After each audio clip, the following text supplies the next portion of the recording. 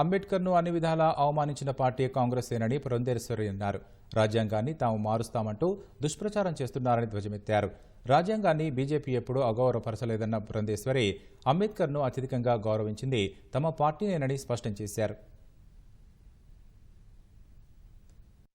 నిజంగా చూడాలంటే రాజ్యాంగానికి 106 అమెండ్మెంట్స్ జరిగాయి.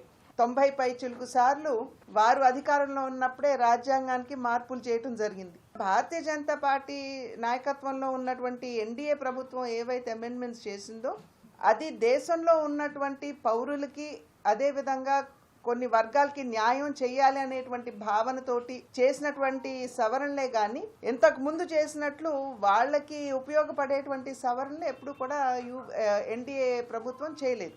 బాబాసాహెబ్ అంబేద్కర్ మా నాయకుడు అని చెప్పి అనేక సందర్భాల్లో కాంగ్రెస్ పార్టీ చెప్పుకున్నారు. కానీ వాజ్పేయి గారు హయాంలో వారికి భారత రత్న ఇచ్చినటువంటి విషయాన్ని ఇక్కడ ప్రజలందరూ కూడా గమనించాలి. బాబాసాహెబ్ అంబేద్కర్ గారిని 2 పర్యాయాలు వారికి అపోజిషన్ క్యాండిడేట్ ని నిలబెట్టి కావాలని బాబాసాహెబ్ అంబేద్కర్ గారిని ఓడించినటువంటి చరిత్ర కాంగ్రెస్ పార్టీకి ఉన్నది. అదేవిధంగా వారు రాజీనామా చేసిన అనంతరం వారు నేను ప్రసంగించి పార్లమెంట్ నుండి బయటకు వెళ్తానంటే కూడా వారికి ప్రసంగించకుండా అడ్డుకున్నటువంటి పార్టీ కాంగ్రెస్ పార్టీ. మానసికంగా చాలా బాబాసాహెబ్ అంబేద్కర్ గారు కుంగిపోయినటువంటి విషయం కూడా మనం ఇక్కడ గమనించాలి.